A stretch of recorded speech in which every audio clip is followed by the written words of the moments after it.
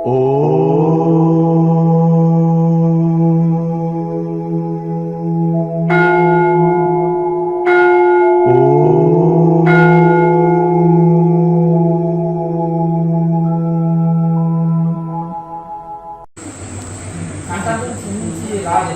ద్వారా తీసుకొని ముక్కు ద్వారా వదలడం జరుగుతుంది. శ్వాస అనేది ఎవరు మాట్లాడకండి దయచేసి. అయితే ముక్కు ద్వారా తీసుకొని ముక్కు ద్వారానే వదులుతాం శ్వాసని. కానీ కంఠం ద్వారా శబ్దం చేస్తూ అక్కడ కంఠం ద్వారా తీసుకొని కంఠం ద్వారా శబ్దం చేస్తాం. చేసినప్పుడు కంఠాన్ని కొంచెం సంకుచితం చేసి కంఠం ద్వారా శబ్దం చేస్తూ తీసుకుంటే ఎక్కువసేపు తీసుకుంటాం. ఇప్పుడు ఉదాహరణకు మనం బెలూన్ ఉంది, బెలూన్లోకి మనం గాలి ఊదిన తర్వాత మూత ఒకేసారి వదిలేస్తే ఏమవుతుంది? సడన్గా గాలి వెళ్ళిపోతుంది. అదే మూతని మనం సన్న పట్టుకొని వదిలినాం అనుకోండి, ఎక్కువసేపు వదులుతాం కదా. ఇదే టెక్నిక్ ఇక్కడ వాడాలి. మలద్వారాన్ని సంకుచితం చేసి పైకి లాగినట్టుగా సుష్మతోటి తీసుకున్నట్టు ఫీల్ అవుతూ తీసుకోవాలి. ఆ సుష్మగుంట పైకి లాగినట్టు తీసుకొచ్చి కంఠాన్ని కూడా కొంచెం సంకుచితం చేసి కంఠం ద్వారా కొంత సౌండ్ చేస్తూ తీసుకుంటే ఎక్కువసేపు తీసుకుంటాం. లేదంటే 2 ముక్కలతో తీసుకుంటే అయిపోయి వదిలితే అది సడన్గా అయిపోయి. అలా కాకుండా టెక్నిక్ మీద తీసుకోవాలన్నమాట. అప్పుడు ఎక్కువసేపు తక్కువ శ్వాసని ఒకసారి తీసుకుంటాం అనుకో, సడన్గా తీసుకుంటాం, సడన్గా వదులుతాం. అలా కాకుండా తక్కువ శ్వాసని ఎక్కువసేపు తీసుకోవాలి, తక్కువ శ్వాసని ఎక్కువసేపు వదలాలన్నమాట. ఈ టెక్నిక్ ఇక్కడ వాడాలి. అలా మనం రోజు ప్రాక్టీస్ చేయగా పర్ఫెక్ట్ అయిపోతుంది. ఒకే రోజులో మనం ఏం పని పర్ఫెక్ట్ చేయలేదు. అది బాగా అభ్యాసం చేయగా అదే పర్ఫెక్ట్ అయిపోతుంది. ప్రశాంతంగా కూర్చోండి. తర్వాత స్వామీజీ నాడికి చేసినప్పుడు మనము చెప్పండి. నాడికి చేస్తున్నప్పుడు మనము మూలబంధం చేయాలా? ఏది అవసరం లేదు. ఏది నాభిక్రియ ఏది అవసరం లేదు. ఏది బిగపట్టనక్కర్లేదు. ఏది బిగపట్టనక్కర్లేదు. సహజ స్థితిలో దానికి చక్కగా ప్రశాంతంగా కూర్చుంటాం. ఓకే, ముద్ర పెట్టుకుంటాం అంతే. ఇక్కడ ముద్ర పెట్టుకుంటాం కానీ సహజ ప్రాణాయామం సహజం. మనం ఎక్కువ కుంభకం చేయాలి. ఎక్కువసేపు ఆపాలంటే ఏం చేయాలి? కుంభకం చేయాలా? ఎక్కువసేపు ఆపగలగాలంటే ఏం చేయాలా? అభ్యాసం చేయాలి. ఇప్పుడు చిన్న పిల్లవాడికి పెద్ద పెద్ద మోస్తారా? అతని శరీరం పెరగాలి. ఇక కొంచెం అభ్యాసం అయితే అయిపోయి. కొంతమంది చిన్నపిల్లలు కూడా పెద్ద బరువులు మోస్తారంటే ప్రాక్టీస్. కొంతమందికి ఉన్నారు బాడీ బిల్డ్ తెలుస్తున్నారు చిన్నపిల్లలు కూడా, లేదా అంతేనా కదా? కరాటీలో బ్లాక్ బెల్ట్ వస్తున్నారు చిన్నపిల్లలు కూడా. 10 మంది పెద్ద బరువు కూడా చేస్తారు వాళ్ళు. టెక్నిక్ అలా ఏంటంటే ప్రాక్టీస్ చేశారు. ఏ పని అయినా సరే ప్రాక్టీస్ చేస్తే అంత సామర్థ్యం వస్తుంది. అలాగే ప్రాణాయామం కూడా చేయగా ఇంత ప్రావీణ్యం వస్తుంది. చేయగా ప్రావీణ్యం.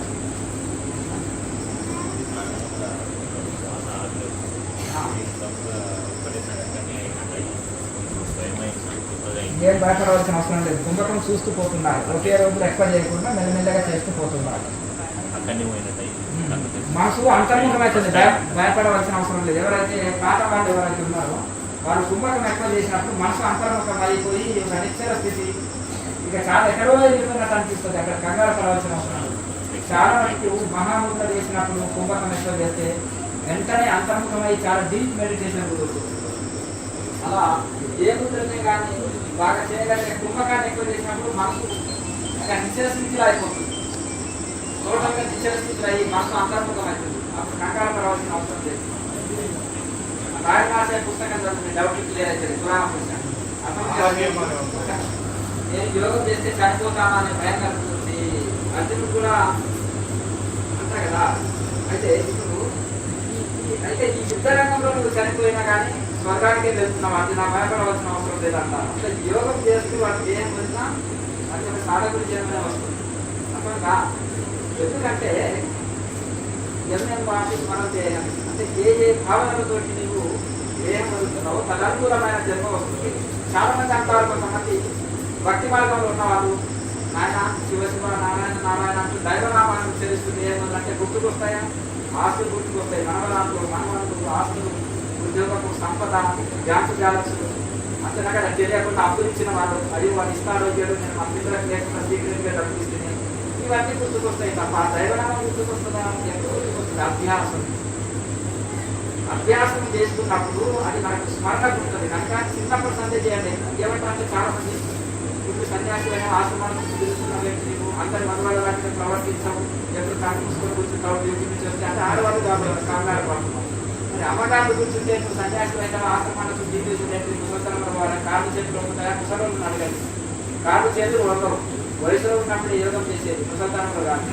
అది తెలియక అర్జునుడే సన్యాసి గారి భగవద్గీత వచ్చేది. భగవద్గీత వెళ్తే నీతో మాట్లాడాలని అమ్మగారు ఉన్నారు, భగవద్గీత వెళ్తే నీతో మాట్లాడాలని వాళ్ళు ఉన్నారు.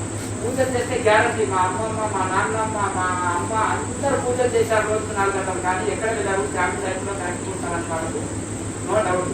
కానీ కళ్ళు మూసుకొని ధ్యానం చేస్తేనే వాళ్ళకి పొగులు, ఆశ్రమాలకు చెప్తేనే వాళ్ళకి పొగులు.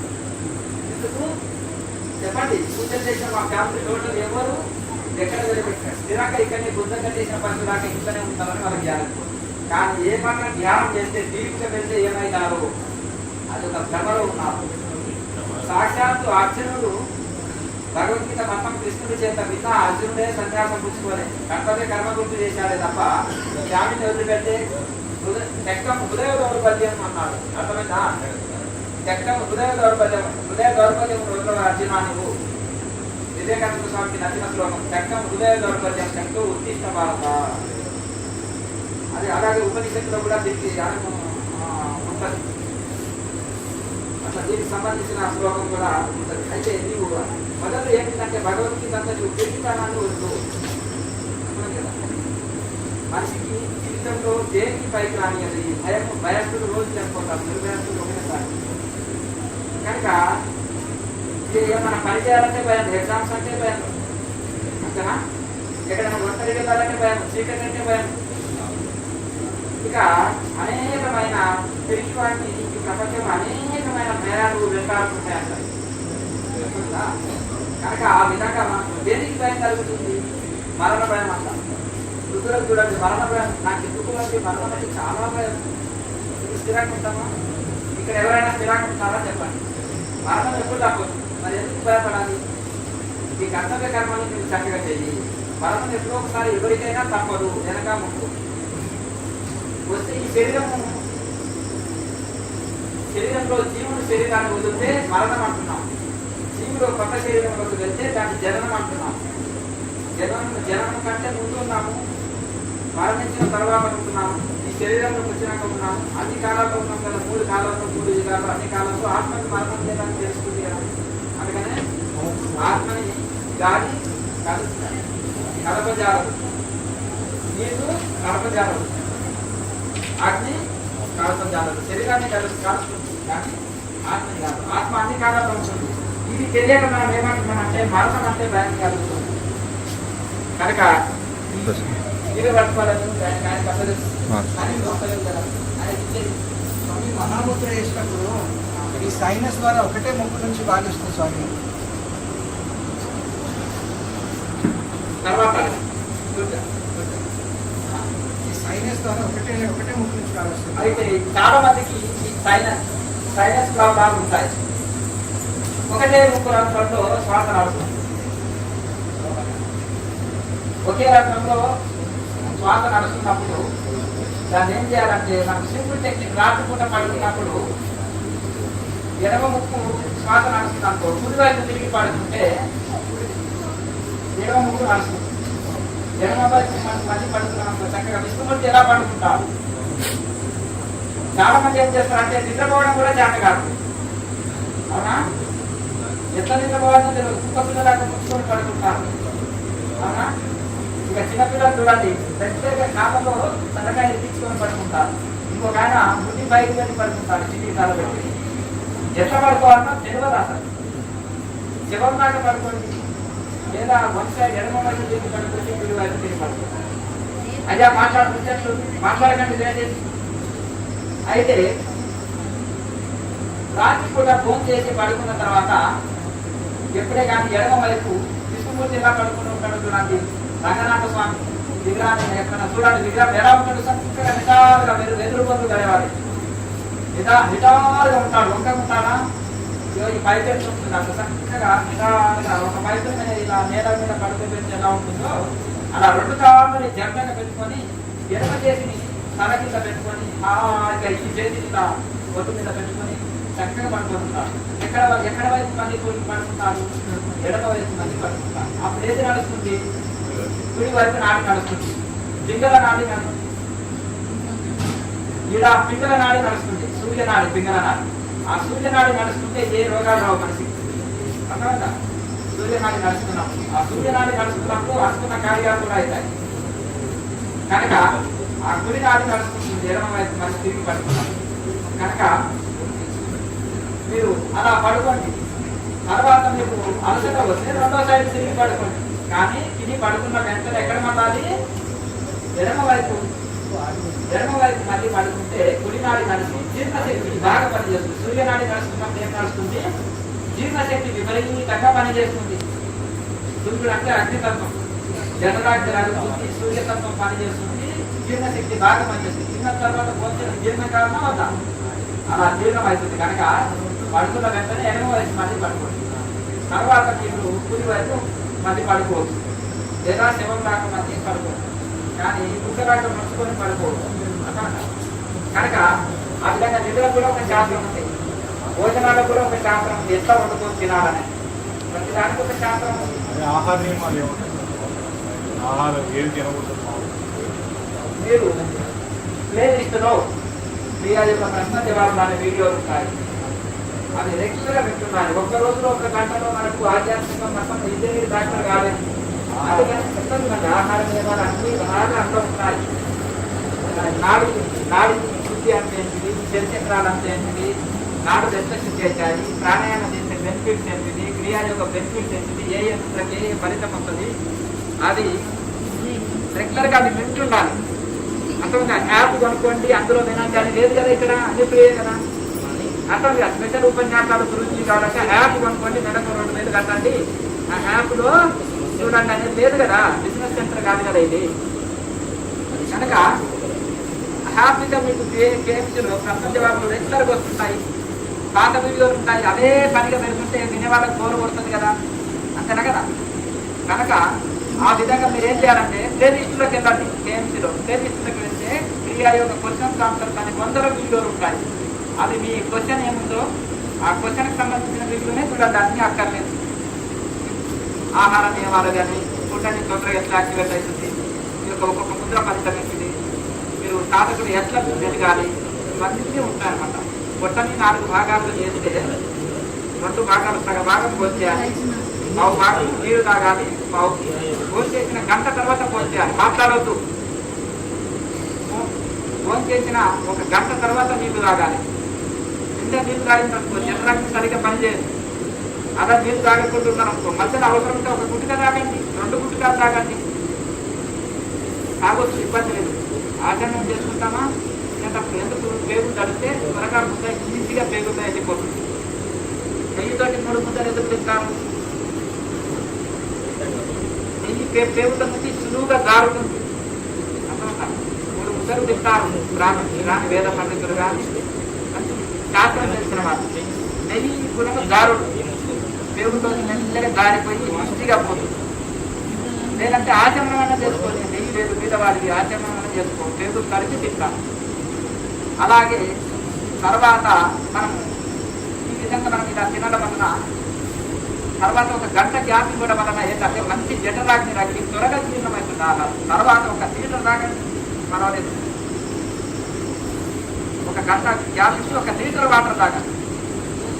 అట్లా మనకు సగ భాగం ఆహారం తినాలి, పావు భాగం నీటి కోసం, పావు భాగం గాలి కోసం, శ్వాస కోసం ఖాళీగా ఉండాలి. ఇది యుక్తాహారం అంటారు. యుక్తాహార విధానంచ యుక్త చేస్తు కర్మకు యుక్త స్వప్నావబోధంచ యోగోభవ యుక్తాహారం అంటే మితమైన ఆహారం తినాలి, అమితంగా తినవద్దు యోగులు. 3 పూటలు ముందుగా తాగిస్తాము. ఇక ఉపవాసం రోజు మనం ఎండగట్టం అనుకోండి, ఏమైతే రియాక్షన్ అర్థం కదా. ఎందుకు తింటేనేమో కంట్రోల్ లేకుండా తింటాము, ఎండ పెడితేనే మొత్తానికి ఎండ పెడతాము. ఇది కాదు పద్ధతి. మన రుచుల పద్ధతి ఏంటి? మితాహారం యోగులు చెప్పింది. ఉపవాసం ఈ శరీరాలకు ఉపవాసాలు పనికిరావు. ఎందుకు? మందుల తిండ్లు, ఫిట్నెస్ లేని బాడీలు అంటున్నారు కదా. మరి ఇక ఉపవాసం అంటే ఏమైతుంది? కార్తీక మాసమా, శ్రావణ మాసమా, సోమవారాలు, శుక్రవారాలని చెప్తుంది. ఉపవాసం ఉంది, కంట్రోల్ లేకుండా తింటే ఎండ కలిసి దాంతో ఎఫెక్ట్ పడుతుంది. నిమ్మరసం తీసుకోండి, కొబ్బరి నీళ్ళు తీసుకోండి, వాటర్ బాగా తీసుకోండి. వాటర్ తాగితే ఆహారం కాదు. వాటర్ తాగి ఎవరైతే ఉంటారో వాళ్ళ మీద ఆలయోగలి. ఇక కొబ్బరి బొండ కొంత ఎనర్జీ చేస్తుంది. నిమ్మరసం కానీ, మధ్య కానీ, పాలు కానీ, జ్యూసులు కానీ తీసుకునే వాళ్ళు ఏమంటారు? ద్రవాహారులు అంటారు. వాళ్ళు ఏమంటారు? ద్రవాహారులు. నీళ్లు తాగి జీవించే వాళ్ళని నిరాహారులు అనవచ్చు. నీరు ఆహారం కాదు కనుక.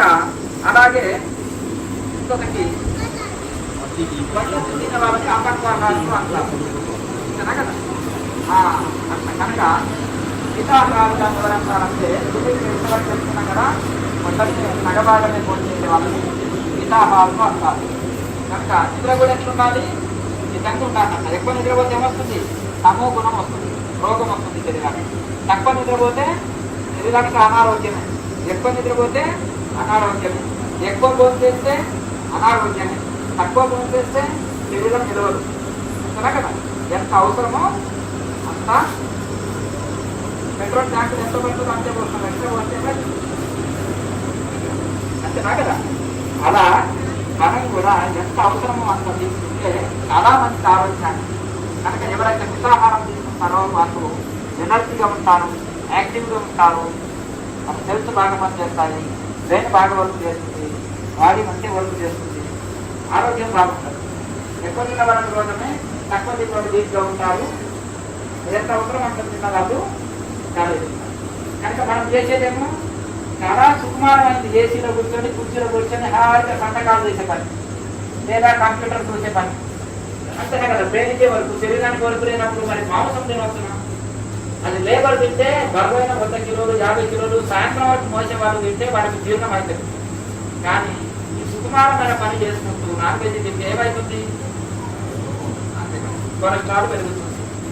అవునా కదా? ఇంకా జీర్ణం కాదు, రకరకాల సమస్యలు వస్తున్నాయి. ఎవరికైనా మాంసాహారం, మాంసైన వందే. ఇది మాంసమే, అది మాంసమే. రెండు మాంసానికి పడదు అంటున్నారు. ఈ మాంసానికి ఆకుకూరలు, కూరగాయలు, పప్పు దినుసులు, పాలు, పండ్లు, పెరుగు, బెల్లం, నెయ్యి, కరకట్ట ఇటువంటి సారవంతమైనది తినండి. అంటే పాలేమో దుకాణంలో వస్తున్నారు, మందేమో తెచ్చుకుంటున్నారు. అంతేనా కదా? నెయ్యి ఏమేమి చేస్తున్నారు? నెయ్యి తీస్తున్నారు, నెయ్యి ఏమో షాపులో అమ్ముతున్నారు. సారవంతమైన నెయ్యి తినండి మంచిగా హాయిగా. అర్థమైందా? అవి తెలుసుకుంటారు. కనుక ఏది తినాలనో, ఏది అనారోగ్యం ఇస్తుందో అదే తింటామండి మేము కలియుగం మనుషులు.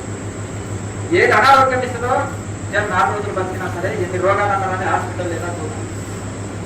ఏది ఆరోగ్యము ఇస్తుందో అది మాత్రం మేము పుట్టము, వాసన కూడా చూడాలి. అర్థం కదా? ఇప్పుడు ఎవరైనా నెయ్యి తింటున్నారా, తేనె తాగుతున్నారా, లేకపోతే మంచి పాలు రోజు తాగుతున్నారా? మేము దేవమైన పాలు తాగుతాం స్వామిజీ, మంచి పాలు తాగుతాం, గోశాలకి చక్కగా 1 లీటర్ తీసుకొని వాటిని లేకుండా తాగుతామని వాళ్ళు ఉన్నారా? తాగండి 1 లీటర్. అర్థం కాదు. వాటిని ఫుడ్ బాటిల్ పైకి లేకుండా కొడతాను కొడతాము. 2 లక్షల రూపాయలు అందుకని అటువంటి వాళ్ళు ఉన్నారు. కానీ నేను హాయిగా ఒక గోశాలకి వెళ్ళి అప్పుడే వేడి పాలు, వేడి ఉంటాయి పాలు, ఎప్పుడే తీసుకొని వచ్చేసి 1 లీటర్ రాకుండా తాగుతాను. 2 లీటర్లు ఉన్నారా? లేదు. అట్లా ఛాలెంజ్ ఎవరు లేరు. కనుక అట్లా తాగండి 1 లీటర్. టిఫిన్ అక్కర్లేదు, బ్రేక్ఫాస్ట్ అక్కర్లేదు, ఏది అక్కర్లేదు. మంచి పాలు గోశాలలో దేశీ పాలు పాలు కదా, ఎంత శక్తినిస్తాయి. కనుక మంచి నెయ్యి వాడండి, స్వచ్ఛమైన నెయ్యి అన్నంలో కలుపుకొని తినండి, ఎంత శక్తి శరీరానికి. కనుక కూరగాయలు, ఆకుకూరలు, అన్ని రకాల ఆకుకూరలు ఎవరు తింటారో క్యాన్సరే రాదు. ఎందుకు? శుద్ధి చేస్తుంది, రక్తాన్ని శుద్ధి చేస్తుంది. ఆకుకూర తింటున్నారా? గ్యాస్ ట్రబుల్, మనకు మలబద్ధకం రాదు. ఎవరు ఆకుకూరలు బాగా తింటారో ఆకుకూర చేయండి. 1 పావు కిలో ఆకుకూరలో తింటే అన్నం కలుపుకొని, 1 రొట్టెలో పావు కిలో ఆకుకూర తినండి. మీ పొట్టకి గ్యాస్ ట్రబుల్, మలబద్ధకం రాదు. ఎప్పుడైతే గ్యాస్ ట్రబుల్, మలబద్ధకం ఎవరికి లేదో వాళ్ళకి కాలనొప్పి రాదు, క్యాన్సర్ రాదు, కిడ్నీ స్టోన్స్ రావు, రక్తం అశుద్ధి కాదు. అన్ని రోగాలకు మలబద్ధకం కాదు. ఎవరి పొట్ట శుద్ధి ఉందో వాళ్ళకి ఏ రోగాలు రావు. పొట్టలో కార్బన్ డైఆక్సైడ్ ఫామ్ అయిన తర్వాత ఏమవుతుంది? గ్యాస్ పడుతుంది, లేదంటే రక్తం అశుద్ధి అవుతుంది, లేకపోతే కాళ్ళ నొప్పులు వస్తాయి, రకరకాల లోపల ఉండే అవయవాలు ఉన్నాయి, కిడ్నీలు, గుండె, లివర్ అన్నిటి మీద ఎఫెక్ట్ పడుతుంది. కనుక ఆకుకూరలు బాగా తింటే గ్యాస్ ట్రబుల్ మలబద్ధకం రాదు, క్యాన్సర్ రాదు, రక్తం శుద్ధి అవుతుంది, ఆరోగ్యం రక్తం ఎప్పుడైతే శుద్ధి ఉందో శరీరం అంతా శుద్ధి ఉంటుంది. అలా ఆకుకూరలు బాగా తినాలి. కూరగాయలు కూడా సప్పగా చేసుకొని కూరగాయలు ఎక్కువ తింటే డైజెషన్ సిస్టమ్ బాగా పనిచేస్తుంది. నార్త్ ఇండియాలో చూడండి, ఒకటే రొట్టె కింద కూర తింటారు, పప్పు డైరెక్ట్ తాగేస్తారు. డైజెషన్ అక్కడ చలికి డైజెషన్ కాదు, అందుకని కూర ఎక్కువ తింటున్నాం. అయ్యో కూర ఎక్కువ తింటామండి అంటే సప్పగా తినాలి. కారం ఎక్కువ వేసారనుకోండి, కారం అయి తినం, సప్పగా చేసుకోవాలి. అల్లం బాగా వేసుకోవాలి, డైజెషన్ సిస్టమ్ బాగా పనిచేస్తుంది. చూడండి, అల్లం ఏది కూర లేదు నార్త్ ఇండియాలో, అల్లం బాగా వేస్తారు. అప్పటికప్పుడు దంచేస్తారు, మనలాగా ప్యాకెట్ వాడు అల్లం ఉంది కదా, అప్పటికప్పుడు ఫ్రెష్గా దంచి వేస్తారు. మనకి అల్లం అప్పటికప్పుడు దంచి వేస్తే మంచిగా ఇది వస్తుంది. చూడండి, అల్లం దంచింది చూడండి ఎంత గుమ్మగుమ్మలు వస్తుంది. ప్యాకెట్ చూడండి, ఉరికిపోయింది. ఒక లారీ తీసుకొచ్చి వేసి అక్కడ ఒక కెమికల్స్ ఉంటే ఒకటి వేసారనుకో, ఇక ప్యాకెట్ ఉంచితే ఏది సారం ఉండదు. అన్నం వెళ్ళిపోయా మొత్తం ఉరికిపోయింది. ఏం చేస్తారు, మొత్తము మిషన్కి వేస్తారు, గిర్నికి వేస్తారు. అందులో ఒక 2-3 చుక్కలు కెమికల్ వేస్తే ఇంకా అయిపోయాయి. చక్కగా ఒక డబ్బాలు నుంచి ఇస్తే అంతేనా కదా. వాడుతున్నామంటే ఏం లేని సారం లేని వాడుతున్నారు. అంతా కేజీ తిన్నా బలం లేదు, బలం లేదు. అంతేనా. శరీరం చూస్తే జీవుడు లాగున్నాం, అంతేనా. ఇంకా పని మాత్రం ఏది చేత కాదు, అంతేనా. అట్లా కనుక మరి మనం చప్పగా చేసుకొని కూరలు ఎక్కువ తినండి, ఏ రోగాలు రావు. రైస్ ఒకటే పూట తీసుకోండి, 2 పూటలు చపాతీలు రొట్టెలు తీసుకోండి. పచ్చదనం తినండి, షుగర్ రాదు, కారం ఎక్కువ రాదు. కనుక మిగతా ఆహారం తీసుకుంటే మిగతా నిద్ర ఉండాలి. ఇంకా పని చేస్తే ఏముంటుందంటే, దేవుడు భగవంతుడు రాత్రి పూట నిద్ర ఎందుకు ఇచ్చాడు, రెస్ట్ కోసం. నైట్ డ్యూటీల వల్ల నేను తప్పు పట్టలేదు, పగలొచ్చి పడుకుంటాము, అది వదిలేండి.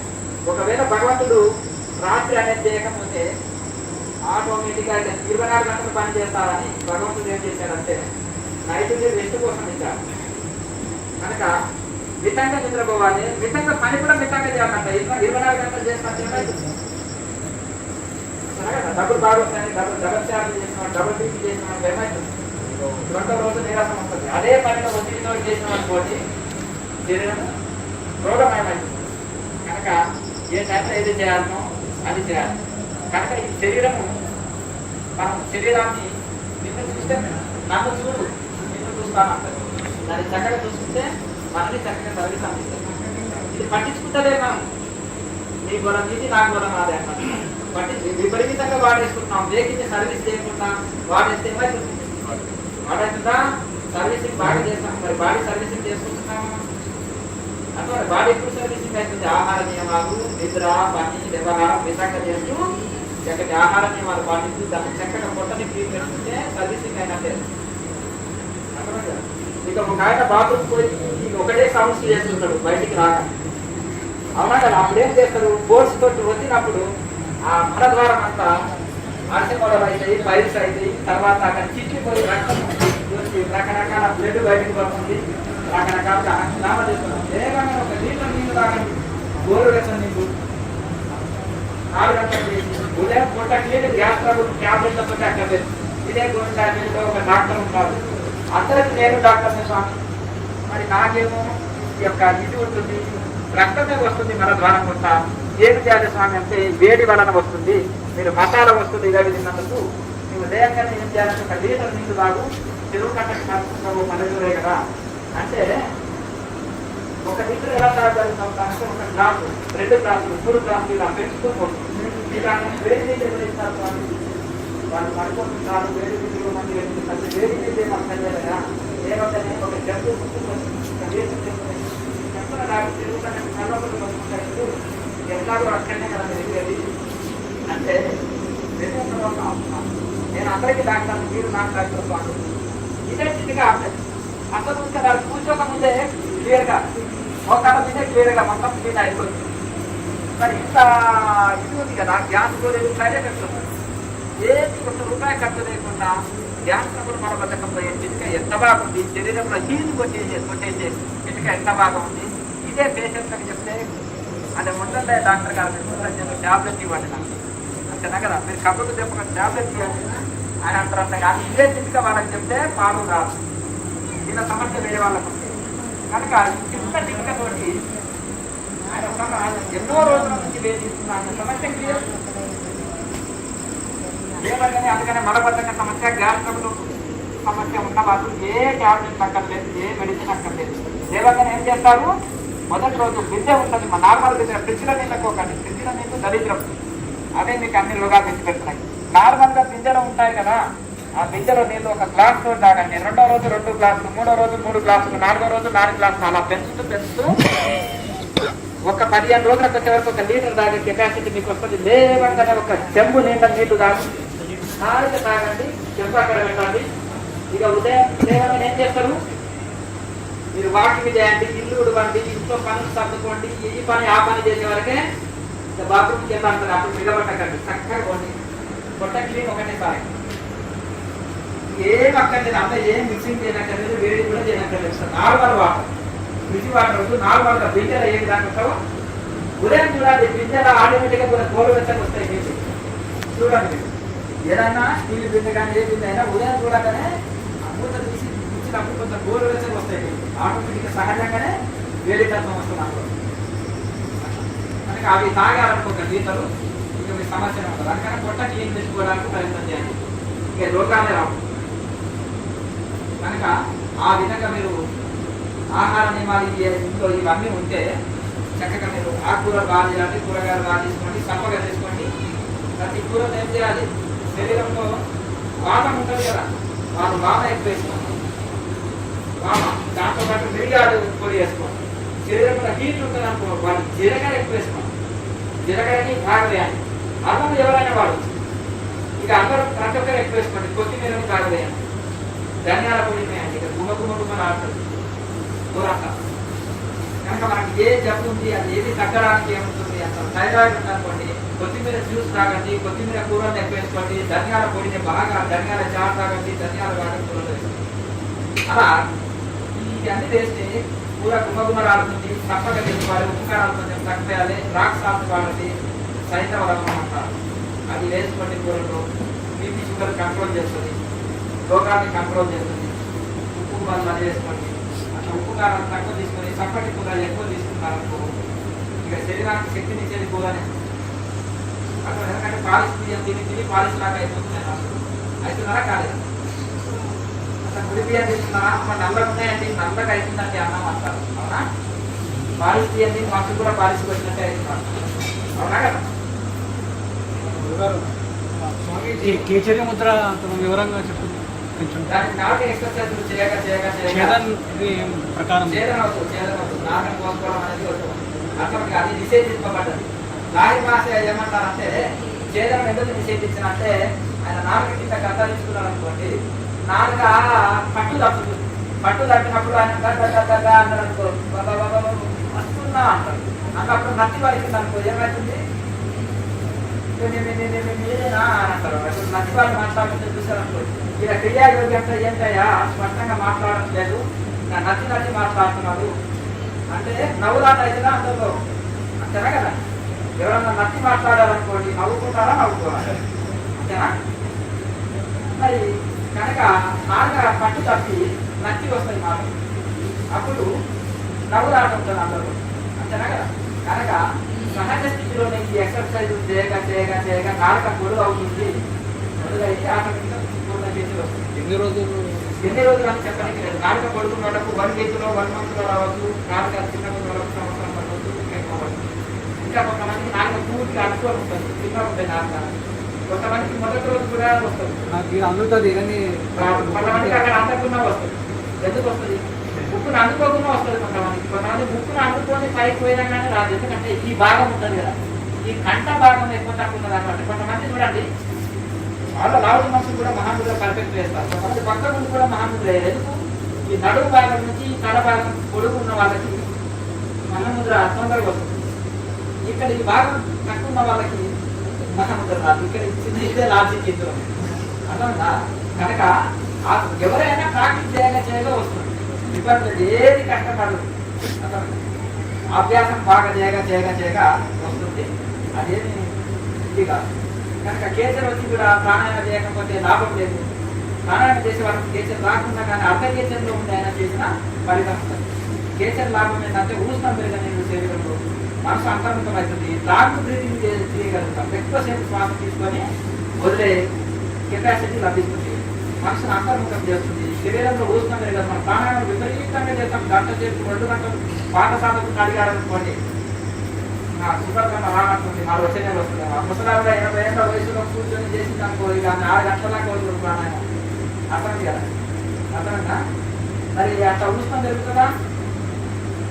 ఆ వృద్ధాప్యంలో 20 ఏళ్ళ పిల్లలకి కన్నుమూర్తి వస్తుంది అంటే మరి 80 ఏళ్ళ వయసులో ఎందుకు పొందుతున్నాయి కాలు చేతులు? అసలు పద్మాసనం వేసుకున్నాడంటే 8 గంటలు లేవదు. అర్థమైందా? రామకృష్ణరావు ఈ మధ్యన చాలా రోజులు ఆయన 6 గంటల దాకా ఆయన కాలు గడిపేది జరుగుతా. అర్థమైందా? 75 ఏళ్ళ వయసులో ఎంత శాతం వయసు ఉడుకులకి ముసలు కూడా పర్వతాలు ఎక్కుతున్నారు. అర్థమైందా? ఎంత సాధ్యమైందంటే అది క్రియాయోగ మహత్వం. క్రియాయోగం చేయడం వలన ఆ వృద్ధులు అనేది కాదు, ముసలు కూడా యువకులతో పోటీ పడుతున్నారు. పడుతున్నారా పడతలేదా? ఎందుకయ్యా అంటే ఆ టెక్నిక్ చెప్పబోయా మీతో కూడా నేను మైకులో చెప్తాను. అంటే మీరు చెప్పిన టెక్నిక్ స్వామించి యుక్తాహార విహారస్య అన్నారు. అదే టెక్నిక్ అంతేనా? మరి మీరేమన్నారు? మితంగా తినండి, శాకాహారం తినండి, ఉప్పు కారం తగ్గియండి, మసాలాలు ఇలాంటి ఎక్కువ ఇది తీసుకోకండి, సాత్వికమైన భోజనం తినండి, ఆటోమేటిక్గా శరీరం సహకరిస్తుందని మీరు చెప్పిన టెక్నిక్నే మేము ఉన్నది చూసా తప్పకుండా 100కు 100% ఫాలో కావడం వలన యువకుల్లాగా అయిపోయినాయి మా శరీరాలు అంటున్నాం. అంతేనా? ఇప్పుడు ఎవరైతే ఆహార నియమాలు పాటిస్తారో వాళ్ళు గృహస్థులు కానీ వృద్ధులు కానీ ముసలి వాళ్ళైనా వాళ్ళకు శరీరం సహకరిస్తుంది. స్త్రీలు పురుషులు ఎవరికైనా ఎవరు ఆహార నియమాలు పాటిస్తారో వాళ్ళు పీఠాధిపతులు కానీ మఠాధిపతులు కానీ గురువులు కానీ స్వామిజులు కానీ ఒళ్ళు ఉండదు. తీసుగాళ్ళు వెంటాడు ఏంటంటే గురువు మందులు పెట్టి ఇటువంటి గోళీలు రాత్రి వరకు సాయంత్రం వరకు 10 గోళీలు ఏమైనా మందులు పెట్టి పక్కన పెట్టుకోవాలి. అంతేనా? మరి గురువులు మేము కాషాయం కట్టే వదులుతాయా? రోజు తీసుకెళ్ళి చెప్పండి, అడగండి. నా పీఠాధిపతులు అనుకోండి రోజు 20 గోళీలు వేసుకుంటాను. ఇదేంటా నాకు కాపీ లేదు, గురువు గారికి నడవదు, నాకు నడవదు. నాకు మీరు నదులు పెట్టే ఉన్నారు 10 గోళీలు, గురువు గారికి అదే పెట్టే. ఎందుకు వచ్చిందంటే నీలాగానే చూపిస్తున్నారు గురువు గారు కాబట్టి గురువు గారు కూడా అర్థం కదా. గురువుకి కూడా నీలాగానే ఏది కంట్రోల్ లేదు. అంతేనా కదా? నీవేది తింటున్నావో అర్థమైంది కదా. ఏ హోటల్లో భోజనం పార్టీ రావాలో అక్కడికి కూడా అర్థమైంది. ఆన్లైన్ ఫుడ్ ఏది కావాలో గురువుకి అదే వస్తుంది. అంతేనా కదా? నీకు ఏమి ఇడ్లీ దోశలు ఏంటి నడవదు, గురువుకి నడవదు. మీకు పెట్రోల్ ఏంటి నడవదు, మీకు బేసిక్ ఏంటి నడవదు, మీకు కారు ఏంటి నడవదు, గురువుకి కూడా అర్థం. అందుకనే దీనికి కూడా గృహస్థుడికి వచ్చినట్టే గురువుకి కూడా రోగాలు. కనుక రోగానికి జారు లేదు, గుర్తుపెట్టుకోండి. ఉందా? లేదు. కరోనాకి జారు ఉందా? లేదు కదా. నువ్వు మాస్క్ పెట్టుకొని కరెక్ట్ ఉండి ఇంట్లో ఉండి కషాయాలు తాగుతూ మంచిగా ఉంటే ఏం కాదు. నువ్వు వ్యవస్థపరచడం ప్రవర్తిస్తుంటే కాసుకొని ఉంటుంది. అవునా? అటాక్ నువ్వు కరెక్ట్గా వెహికల్ని కంట్రోల్లో మైండ్ బాడీ కంట్రోల్ పెట్టుకొని అవేర్నెస్గా వెహికల్ నడిపితే కరెక్టే. లేకపోతే కొంచెం అవేర్నెస్ లేకపోతే నిమిషాలతో యాక్సిడెంట్ జరిగిపోతుంది. ఇక్కడ కూడా అంతే అన్నమాట. మనం అవేర్నెస్లో ఉండి కరెక్ట్ పద్ధతి డైట్ పాటిస్తూ కరెక్ట్గా ఉంటే ఇదే కంట్రోల్ అవుతుంది. కనుక నా బాడీకి మనమే డాక్టర్. టీవీలో మేము పోవడం అంటే లారీకి వచ్చి ఎక్స్పోర్ట్ అవుతుంది అమెరికా. ఎందుకు చెప్పండి?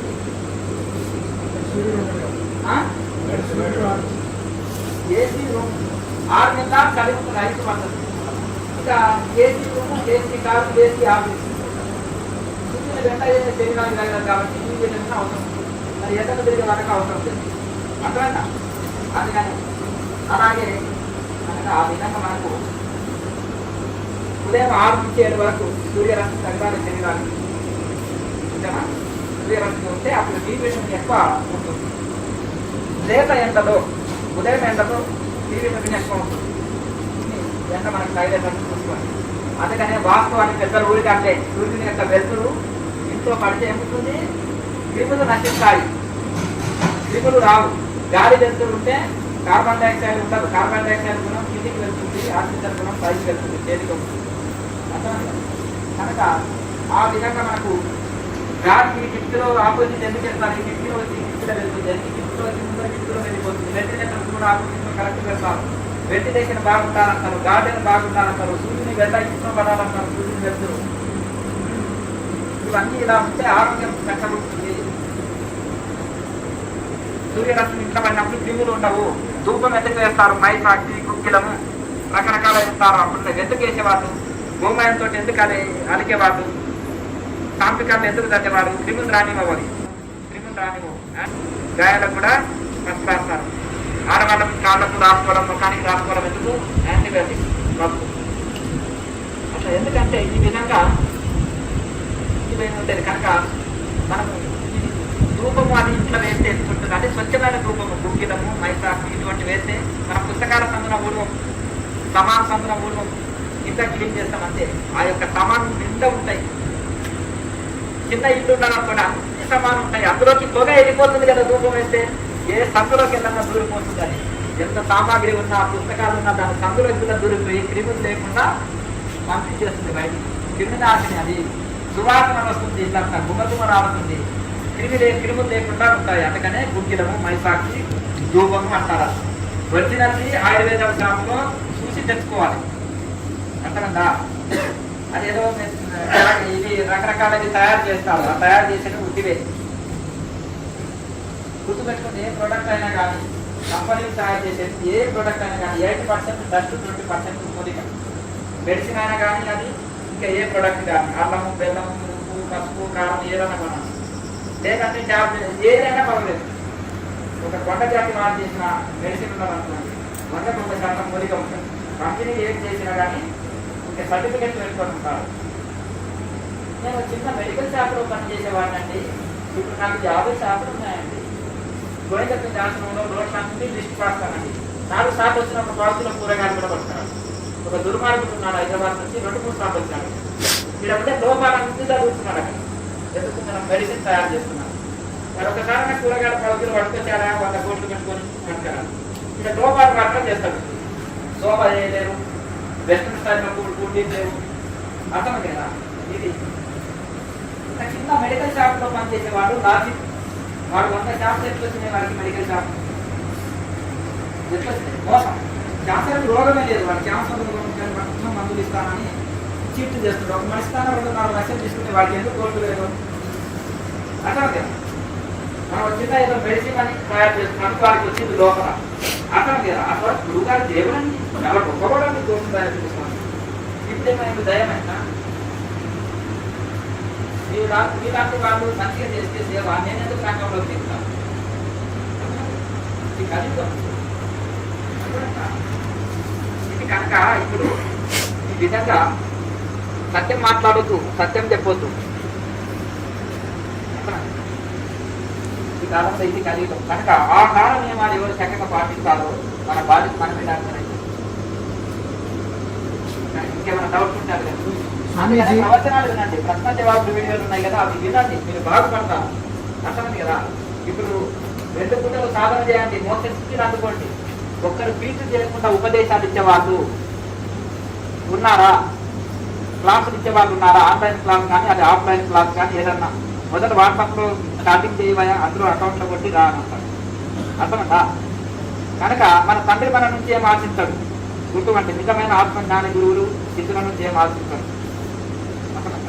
కనుక మన అభివృద్ధి కోరుకుంటారు. 2 పూటలు సాధన చేయండి, తరించండి, అదే మాకు ఇచ్చే దక్షిణ. చెప్పండి. బ్రహ్మజ్ఞానం అన్నా ఆత్మజ్ఞానం అన్నా అన్నీ ఒకటి, పేరు వేరు. వాళ్ళను పాని నీళ్ళు అంతా ఉదకం అంతా ఒకటి. కొందరు దేవుడు ఉన్నాడా అని ప్రమాణము చెప్పు అంటారు. ఏం ఎట్లా చెప్తే వాళ్ళ అంటే నెయ్యి ఎట్లకేట్ వస్తుందయా అని అన్నాడు. అది గడ్డలో అయ్యని పాలకేట్ వస్తుంది అంటాడు ఆయన. నాకు పాలు తెచ్చినా నాకు చూపెట్టాయా మరి అంటే నా పాలు ఎట్లుంటుందో నాకు తెలియదా? చూపిస్తుంది. మరి పాలలో నెయ్యి వచ్చిందని ఎక్కడ నాకు అనిపిస్తుంది, చూపెట్టాను. అది గది కూడా తెలియదు. చిన్న లాజిక్. ఇది వేడి చేయాలి, ఇది పెరుగు చేయాలి, తోడు వేయాలి, తోడేసినాక పెరుగు చేయాలి, పెరుగు చేసినాక చిరు కాదే, చిరిగితే వెన్న వస్తుంది, వెన్న నుంచి కాస్తే వేడి చేస్తే వెన్నని వేడి చేస్తే నెయ్యి వస్తుంది. ఇంత లాజిక్ అడిగి వాళ్ళ దాకా మాట్లాడుతున్నాం అంటారు. మరి ఇంత లాజిక్ తెలియదాయా ఆ వచ్చి నెయ్యిని బయటికి అందుకనే ఇంత ప్రాసెస్ ఉంది. భగవంతుని తెలుసుకోవాలంటే కూడా నెయ్యి ఎందుకు కనిపిస్తలేదు? సూక్ష్మ బుద్ధి కనిపిస్తలేదు అంతేనా కదా. స్థూలమైన పాలు కనిపిస్తున్నాయి, అసూక్ష్మమైన నెయ్యి కనిపిస్తలేదు. మరి ఈ స్థూల ప్రపంచం కనిపిస్తుంది, అందులో పరమాత్మ కనిపిస్తలేదు. ఈ స్థూల దేహం కనిపిస్తుంది, ఇంత పరమాత్మ కనిపిస్తలేదు. ఇది సింపుల్ లాజిక్ తెలియదు. అదే భగవంతుడు సూక్ష్మంగా కనిపిస్తలేడు. మరి ఎలక్ట్రాన్ న్యూట్రాన్ ఎక్కడ ఉన్నాయా? సైన్స్ చెప్తుందంటే ఉంటాయా, అంతటా ఉన్నాయి. గాలిలో, నీటిలో, రక్తంలో అంతటా ఉన్నాయి. ప్రతి వస్తువులో ఎలక్ట్రాన్ న్యూట్రాన్ ఉన్నాయి, అణువు పరమాణులే ఉంటాయి అంటారు సైన్స్. మరి నాకు కనిపిస్తలేవు అంటారు. అయ్యా సూక్ష్మం ఉంటాయా? మరి మీకు కనిపించదు అంటారు. మరి సూక్ష్మంగా ఎట్లా చూడాలంటే దాన్ని తెలియదు. దాని చిన్న పిల్లవాళ్ళు వస్తారు, 5వ తరగతి చదువుకునే పిల్లవాళ్ళు మైక్రోస్కోప్ ద్వారా మా టీచర్స్ చూపిస్తారు, మా సైన్స్ టీచరు మైక్రోస్కోప్ తోటి కనిపిస్తాయి అంటారు. అంతేనా? మరి ఆ చిన్న క్రిముల్ని చూడడానికి నీకు మైక్రోస్కోప్ అవసరం పడితే మరి సూక్ష్మమైన పరమాత్మతో ఏ మైక్రోస్కోప్ తోటి చూస్తారు? ఐన్స్టీన్ గారు అన్నారు. ఏమన్నారు ఐన్స్టీన్ గారు? అయ్యా మీరు ఎలక్ట్రాన్ న్యూట్రాన్ వరకే సైన్స్ కనుగొనగలుగుతుంది, అవతల సూక్ష్మమైన విషయాలు ఎన్నో ఉన్నాయి. ఎగ్జాంపుల్ యోగులు అంటారు, చక్రాలు అంటారు, అవి కనిపించవు. 72,000 నాడులు అంటారు, ఎక్స్రే మిషన్స్ అంటావా నాడులు. అలాగే ఇంకా అనేకమైన దేవ రహస్యాలు శరీరంలో ఉన్నాయి. ఈ పిండాండం అంటే ఈ శరీరం, బ్రహ్మాండం అంటే కనిపించేది. ఆ బ్రహ్మాండంలో ఉండే విషయాలన్నీ పిండాండంలో ఉన్నాయి. కనుక మనిషి లాంటి మనిషిని తయారు చేయమని, ఒక చెవు తీసి సేమ్ చెవులాగా తయారు చేయమని సైన్స్ వాళ్ళు. ఒక ముక్కు ఊడిపోయింది అనుకుంటారు యాక్సిడెంట్ లో, ఆ ముక్కు లాంటి ముక్కులు పెట్టమని సేమ్ ఉండాలి. నువ్వు ప్లాస్టిక్ కాదు, ప్లాస్టిక్ చేయి, ప్లాస్టిక్ ఏది పెట్టుకున్నా కనిపిస్తున్నా. పండు పెట్టుకున్నా ఎబ్బెట్టుగా ఉంటుంది. చూడండి, ఎప్పుడే న్యాచురల్ గా పండు చూడండి, అది చూడండి. కనుక భగవంతుడు సృష్టించిన సృష్టిని ఉన్నట్టు ఎవరి వల్ల కాదు. ఇంకా 100 తరాలు కాదు, ఇంకా 100 జన్మలు ఎక్కినా తయారు చేయలేదు. అదే భగవంతుడు, దట్ ఈస్ గాడ్. అర్థమైందిగా? భగవంతుడు ఇచ్చిన సృష్టి 2-3 కలిపితే ఒకటి రియాక్షన్ తోటి కొత్త వస్తువు తయారవుతుంది. దానే సైన్స్ అన్న. ఈ లోపల ఈగో వచ్చింది. భగవంతుడు సృష్టించిన పంచభూతాలు లేకుండా కొత్తది అనుకోమను. 2 కలిపితే 3వ వస్తువు అవుతుంది కదా, అదే సైన్స్. దాన్ని ఉన్నట్టు వాడుకునే ఋషులు ఎన్నోడో చెప్పారు. ఈ సైన్స్ ఉన్నట్టు వాడుకొని ఆనాడు గణిత శాస్త్రము, ఖగోళ శాస్త్రము, ఈ అన్నింటిలో మనం విమానాలు కనుక్కోవడము, అస్త్రము, అంత్ర, యంత్ర, తంత్ర, మంత్ర, సమస్త ఋషులు ఆనాడు టెక్నాలజీ ప్రకారంగా ఆనాడు కూడా ఉన్నాయి. ఒక్కొక్క ఋషుల దగ్గర ఇక్కడ మనం అర్థం లాగానే టీవీలోనే వచ్చినట్టే ఎక్కడ దృశ్యం రావాలంటే అక్కడ వాళ్ళు ప్రతి ఒక్కటి టీవీలో చూపించేవాళ్ళు. అక్కడ వాళ్ళ దగ్గర ఒక అర్థం పెడితే అర్థంలో ప్రతి ఒక్క వస్తువు ఎక్కడ ఉన్నారు వాళ్ళని, ఇప్పుడు మన మనిషి ఎక్కడ ఉన్నారంటే అందులో చూపించేవాళ్ళు ఏం చేస్తున్నారు అనేది కూడా క్రికెట్ వల్ల. ఆనాడు అప్పటి టెక్నాలజీ అప్పుడు ఉన్నది. ప్రతి ఋషులు కూడా వాళ్ళు అప్పుడు ఎట్లుంటుందంటే మంత్రశక్తి, ఇప్పుడు యంత్రశక్తి. కనుక అప్పుడు తక్కువ శక్తి, యంత్రశక్తి. కనుక ఇప్పుడు ఆ విధంగా మనకు ఈ విధంగా సింపుల్ గా పాలలో నెయ్యి కనిపించదు, అలాగే అంతటా నిండి ఉన్న భగవంతుడు కనిపించదు. ఆయనని తెలుసుకోవాలంటే మన మనసు సూక్ష్మంగా వెళ్ళాలి. దానికి తరడై అంటారు. చాలా మంది అంటారు ధ్యానం చేస్తే తరడై ఓపెన్ అవును, గత జన్మను చూసుకునబడను అంటే. తరడై అంటే ఎట్లా ఉంటుంది? అది ఎవరికి తెలియదు. ఏం చేస్తే ఆ తరడై ఓపెన్ అవుతుంది అది కూడా తెలియదు. తెలుసా? చెప్పండి. ఈ లోపల సీనియర్ మాస్టర్ బ్రహ్మర్షి సర్టిఫికెట్ అటువంటి సర్టిఫికెట్ కూడా దాడి చేసింది. అది ఏమి చెప్పండి? ఒక సంవత్సరం పోతే బ్రహ్మర్షి సర్టిఫికెట్ కూడా ఇస్తారు. విశ్వామిత్రుడు అర్థమైంది కదా? ఇట్లా సర్టిఫికెట్ ఇట్లా తరచుగా 1,00,000 సంవత్సరాలు సంబంధించారు అమాయకుడు. కనుక ఎందుకు వస్తుందో తెలుస్తుంది. అందులో ఓపెన్ కావడానికి కూడా ఇక్కడ చూపించిన జ్యోతి ముద్ర అర్థమైందా? ఆ జ్యోతి ముద్ర వేయండి, కరెక్ట్గా ఓపెన్ అవుతుంది. కరెక్ట్ వేస్తే స్విచ్ వేస్తే బల్బు పెరుగుతుంది. కరెక్ట్ చేయగలగాలి.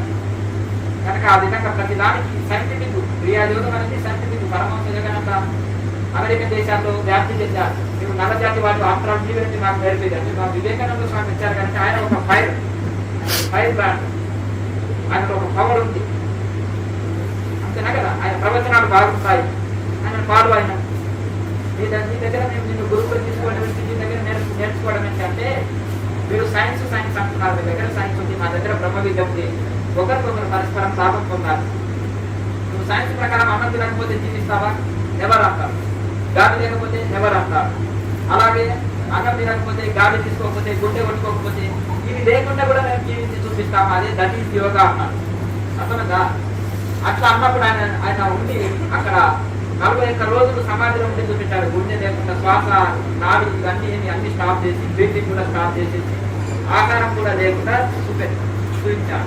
అప్పుడు ఆయనకి బ్రహ్మరథం పడ్డారు. పరమంత యోగానందని గుండెల్లో పెట్టి చూస్తున్నాను. 30 సంవత్సరాలకు ఆయనకు తిరుగులేదు. మొత్తం అన్ని దేశాల్లో కూడా ప్రపంచ దేశాల్లో అన్ని దేశాల్లో బ్రాంచీలు చేసి అందుకని ఒక యోగాత్మక సైన్స్ దగ్గర నిలిచింది. అక్కడ ఆ సైన్స్ దగ్గర వాళ్ళు యూనివర్సిటీలో ఒక సబ్జెక్టుగా పెట్టారు. ఎందుకంటే ఫ్యామిలీ లైఫ్ పట్టణ జీవితంలో ఉండి ఋషులు అయ్యారు. ఇవన్నీ ఏం లేకుండా కూడా జీవించుతూ పెట్టారు. ఒక యోగాత్మక ఏది అన్నింటిలో ఉంది కూడా నిర్విఘ్న సమాధిలో ఏమీ లేకుండా శ్వాస నాది భోజనం లేకుండా కూడా జీవించుతూ ఉంటారు. కనుక ఇది సైన్స్ దగ్గర తెలిసింది. ఆయన చనిపోయిన తర్వాత 21 రోజులు కూడా శరీరం తొలిపోలేదు. అందుకనే ఆ యొక్క మన వాళ్ళు ఏం చేశారు, ఇక్కడ నాస్తికులను వేరే మతం టచ్ చేయాలి, హిందూ మతాన్ని టచ్ చేస్తారు. ఎవరు? మహానుభావులు నాస్తికుల ముసుగులో ఉండేవాళ్ళు ఈ యొక్క కమ్యూనిస్టులు. అంతేనా కదా? ఈ కమ్యూనిస్టులకు రాయమని రాస్తే ఏం చేశారు, భారతదేశ చరిత్ర వక్రీకరించారు. ఎట్లా వక్రీకరించారు? ఇండియాలో గొప్ప గురువులు లేనే లేరు, అంటే గొప్ప యోధులు లేరు, రాజులే లేరు. అంతేనా కదా? లక్షల మంది తప్పిన వాళ్ళు ఔరంగజేబు, అక్బర్ చక్రవర్తి వీళ్ళకి హీరోలు కనిపించారు. అర్థం కదా? 1000 మంది ఇంకులను చంపేసిన వాడు అజ్రఫ్, 1000 మంది నరికిన వాడు అజ్రఫ్ అన్నవాడు. దర్గా బాగుంటాయి. అర్థమైందా? అజ్రఫ్ దర్గాలు బాగుంటాయి, ఢిల్లీలో గల్లీలో అంతా ఉంటాయి. ఎందుకంటే 1000 మంది చంపిన వాడని అక్కడ 1000 మంది చంపిన వాడు అజ్రఫ్. ఇక వాళ్ళేంటంటే కత్తి పెట్టి తాతని మొక్కించారు. మా తాత మొక్కాలని ఎందుకు మొక్కారు అని కత్తి నెత్తిన పెట్టేసి వాళ్ళ రాజ్యం వాళ్ళ రామం రాని ఎందుకు మొక్కాడో లేదు. దాంట్లో ఒకటి మరి గొప్ప శాలివాహనులు ఎక్కడ పోయిండు, ధర్మయుద్ధం. సూర్య అస్తమయానికి బంద్ చేసేవాడు, సూర్య అస్తమయానికి సూర్య ఉదయానికి స్టార్ట్ చేసేవాడు యుద్ధం. కత్తి కింద పడ్డదా తీసుకో, కత్తి తీసుకుంటా. ఇలా అలసిపోయినా రేపు రా యుద్ధాన్ని. బాణం కింద పడ్డదా తీసుకొని. ఇది భారతీయుల యొక్క సనాతన ధర్మం చెప్పింది. ఇది వాడు వెనకంగా పొడుస్తున్నా పోయి నలుగు పోయి ఒకరిని వెనకంగా పొడిచి పడేయాలి, పడుకున్నప్పుడు పొడిచేయాలి. దొంగ యుద్ధాలు, వెన్నుపోటు యుద్ధాలు. మిగతా వాళ్ళు ఎవరు ఆంగ్లేయులు, బ్రిటిషర్స్, మొఘలు ఎవరు చేసినా దొంగ యుద్ధాలు వాళ్ళు. అర్థమైందా? 21 సార్లు ఓడించారు పురుషోత్తముడు ఎవరిని? అలెగ్జాండర్ని. అతను కింద పడ్డదా కత్తి తీసుకోబోయిందా, అలసిపోయినా రేపురా పిచ్చిగా. ఇది తెలియదు. ఈ వక్రీకరించారు ఈ దొంగలు, వక్రీకరించి చరిత్రను రాశారు. అర్థమైంది కదా?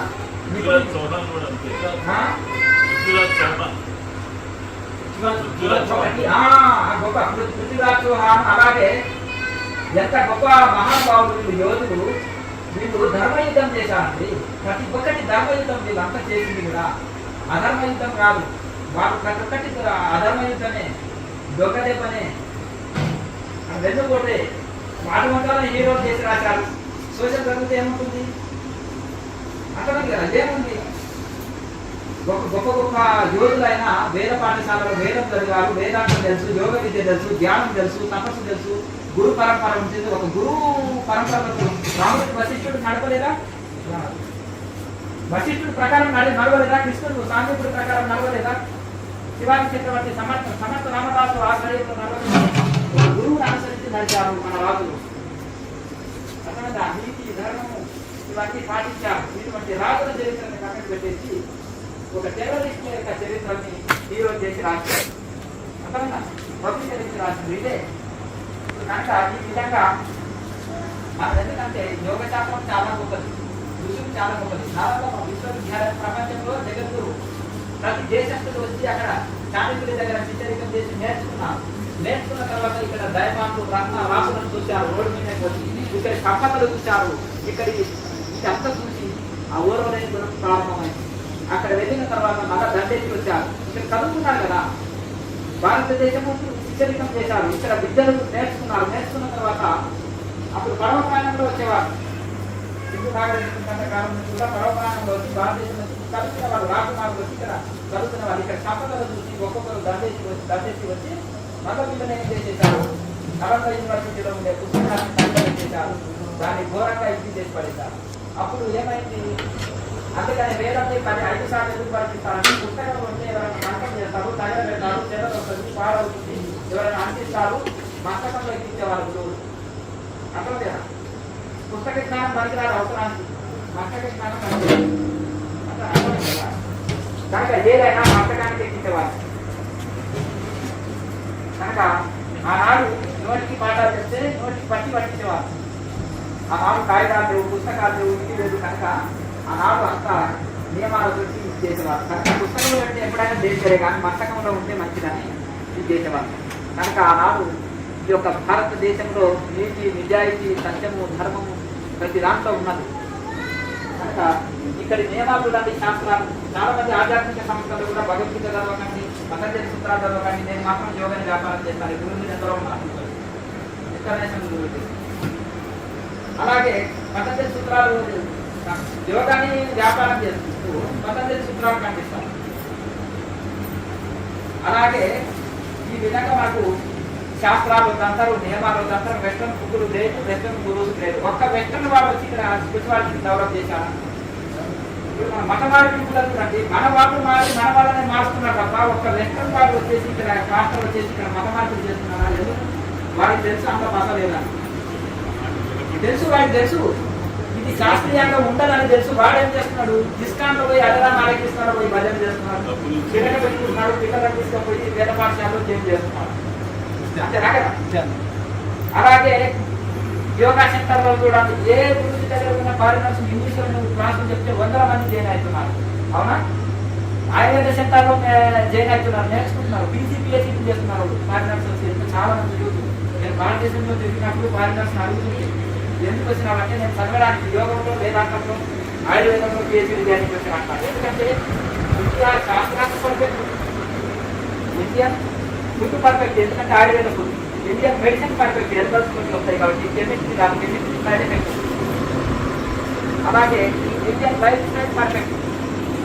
ఎందుకు ఇండియన్ ఫుడ్ అంతా పిచ్చోళ్ళు వెంటనే ఫాలో అవుతున్నారు? మేము అది గోరు కొట్టేసి వదిలేసినాం, అంటే సైడ్ ఎఫెక్ట్ వచ్చి వదిలేసినాం. అక్కడ మెడిసిన్ వాడరు, వాళ్ళు అలోపతి అక్కడ వాడరు, ఆయుర్వేద వాడతారు, నేచురోపతి వాడతారు. వారికి ఇక్కడ వచ్చిన వాళ్ళు ఉంటారు కదా, స్పిరిచువాలిటీ ఫాలో అయ్యేది యోగా సెంటర్లో కానీ ఆధ్యాత్మిక సెంటర్లో దేని చేసుకునే వాళ్ళు వాళ్ళకి ఇక్కడికి కాంట్రాక్ట్ కలుగుతారు. ఇక్కడ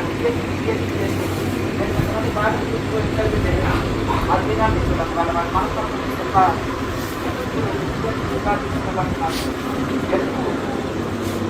మా యువతంతా మీ దేశాల నుంచి రక్త తెరువు కోసం దాదాపు మీరు వచ్చి బాబు అంతేనా కదా? ఇక్కడ ఎందుకు ఫాలో అవుతున్నారంటే వాళ్ళు చెప్పిన ఆన్సర్స్ చూడాలి. చూసారా, ఈ డబ్బులు మనకు మోక్షాన్ని ఇస్తాయా? డబ్బులు ఆరోగ్యాన్ని ఇవ్వలేవు, డబ్బులు శాంతిని ఇవ్వలేవు అంటారు. స్పిరిచువాలిటీ ఆరోగ్యం ఇస్తుంది, శాంతి ఇస్తుంది, ఆనందాన్ని ఇస్తుంది. యోగా స్పిరిచువాలిటీ అంటే శాంతి. మన దగ్గర అజ్ఞానాన్ని పెంచే శాస్త్రాలు భౌతికవాదం అనేది, కానీ స్పిరిచువాలిటీలో శాంతి ఉంటుంది. డబ్బులు శాంతిని ఇవ్వలేవు, భౌతికవాదం శాంతిని ఇవ్వలేదు, ఈ ఆధ్యాత్మికమే శాంతిని ఇస్తుంది. అందుకని మేము ఇండియా శాంతి కోసం వచ్చినాం. ఒక బెన్ అనే అతను ఆస్ట్రేలియా నుంచి, అదే స్విట్జర్లాండ్ నుంచి పాదయాత్ర వచ్చారు. చెప్తారు, మా అమ్మ యోగ సెంటర్లు పెట్టింది, ఆ యోగ సెంటర్లో పెరిగిన. ఎక్కడ నేర్చుకున్నా అంటే హిమాలయాలో నేర్చుకున్నది మా అమ్మ. వాళ్ళ గురువు గారికి ఆశ్రమం అడ్రస్ ఇచ్చి కూడా నాకు పంపింది. నేను పాదయాత్రలో వచ్చిన అన్నారు. చైనా, పాకిస్తాన్ ఇలా నడుచుకుంటే ఏ దేశం నడుచుకుంటూ వచ్చినా అనేది అతను ఇచ్చారు. ఒక చిన్న నోట్ బుక్, చిన్న బ్యాగు, చిన్న చెంపు, అతని దగ్గర ఇంకేం లేదు. నో ఫోన్, నో మనీ అంటారు, నో స్లిప్పర్స్. అంతమంది ఎక్కడంటే అక్కడే పడుకుంటారు, ఎక్కడంటే అక్కడే ధ్యానం చేస్తానంటారు. సన్యాసులు అయితే అంటారు. చూడండి, అంటే ఆ విధంగా మరి రోజుకు మా యూత్ డౌట్ వస్తుంది, ఎంత నడిచాడు? అయ్యో మేము 2 కిలోమీటర్లకు ఆటో అంటాము, ఒక కారిడార్ ఉంది అక్కడ ఉంది, ఎంత నడిచాడు అతను అంటే రోజుకి 50 కిలోమీటర్లు నడుస్తాం. మధ్య మధ్యలో వస్తే కొన్ని ఒక దగ్గర ఆసనం వేసుకొని, యోగా మ్యాట్ వేసుకొని కొన్ని ఆసనాలు వేస్తారు ఏది కోసం, మళ్ళీ స్టార్ట్ చేస్తూ ఉంటారు. మరి భోజనం అంటే నా గెటప్ చూసి ఎవరో ఒకరు భారతదేశం ఎంత విశాలమైందంటే మనకు సారు వారు భిక్ష పెడతారంట. ఒక గుడి కాడ ఒక ఆశ్రమంలో ఒక ఊరిలో వెళ్తుంటే అతనికి భిక్షకు ఏ లోటు లేదు, అక్కడ ఒక పూట సార్ నాకు భోజనం అంటారు. అట్లా ఈ విధంగా భారతదేశంలో ఇంత గొప్పదిగా స్వామి హిందువుల మీద అన్యాయము అత్యాచారాలు ఏదైనా జరిగితే అప్పట్లో ఛత్రపతి శివాజీ మహారాజు వాళ్ళు కాపాడారు. మరి ఇప్పుడు రాను రోజుల్లో బాగా పెరిగిపోతున్నాయి. ప్రతి ఒక్కరు ఒక ఛత్రపతి శివాజీ కావాలి, చవట దాకా వాడు కూడా రక్షించాలని ఎదురు చూస్తాం.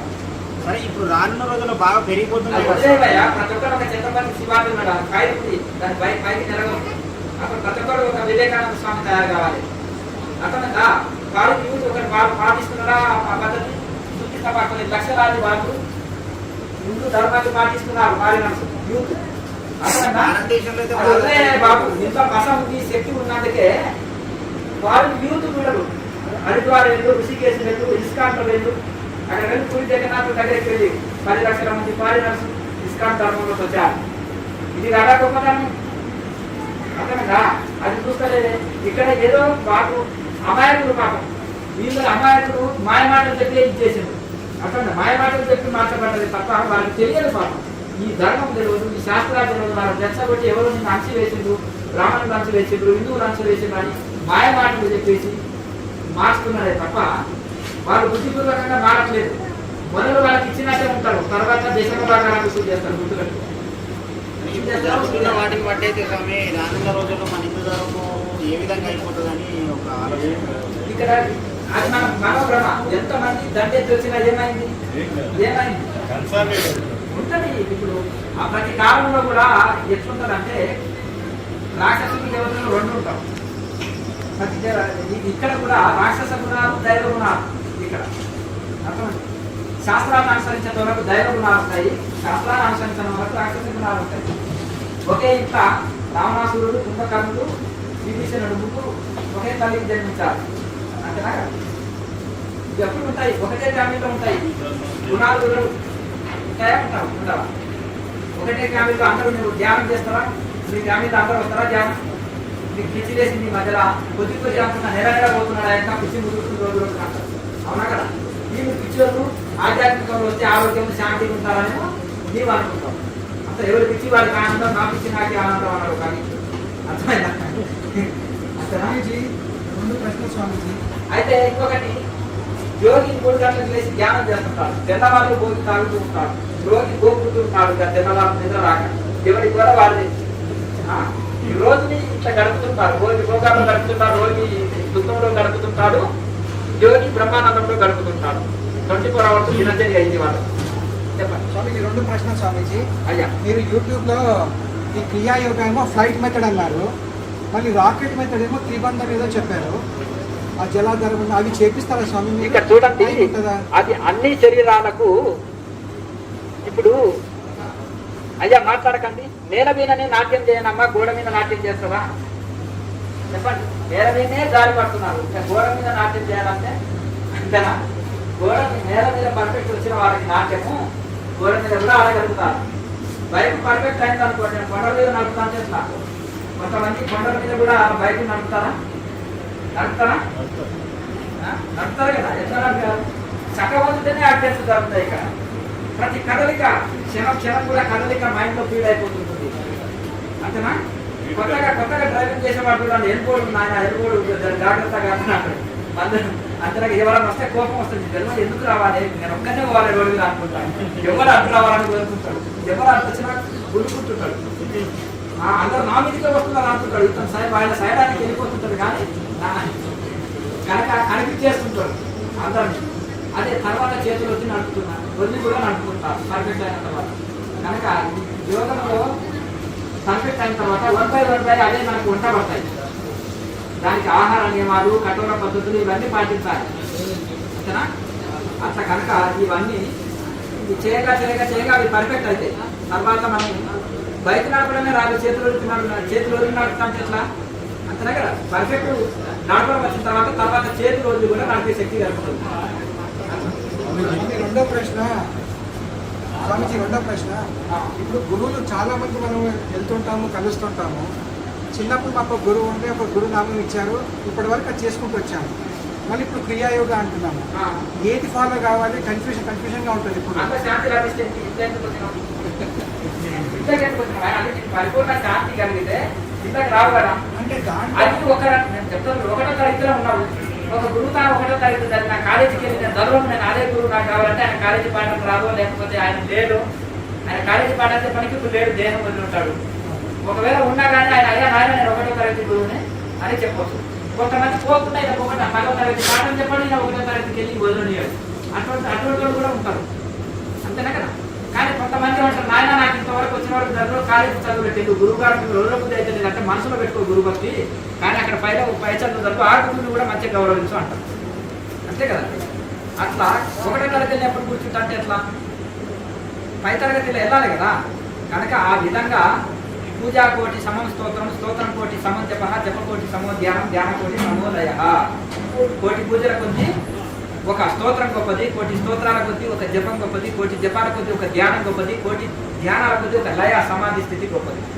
ఇంకా అక్కడనే కూర్చుంటే ఎట్లా, ఒక గురువు జపమే చెప్పొచ్చు, నిన్ను సన్మార్గంలో నడిపించిండు ధన్యవాదాలు చెప్పుకో, గౌరవించు. ఎప్పుడైనా కలిసినా 2 పనులు చేతులు పెట్టి నువ్వు నన్ను ఆధ్యాత్మికంలో ప్రారంభంలో నడిపించిన గురువు గారని పాద నమస్కారం చేయి. ఈ కృతజ్ఞత భావం కలిగి ఉండు. ఓహో వేరే పై చదువు చదివినా కానీ కృతజ్ఞత భావం కలిగి ఉన్నాడని ఆయన మనసులో హ్యాపీ అవుతాడు, అంతేనా కదా. అలాగే ఇంకా తెలిసిన గురువు ఉంటే ఇంకా నువ్వు పై చదువులకు వెళ్ళు నాయన అని తండ్రి పంపిస్తాడు.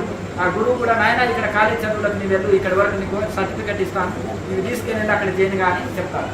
కానీ లోకంతో ఉంటాడు నిజమైన గురువు, అలా ఉండడు. కనుక అలా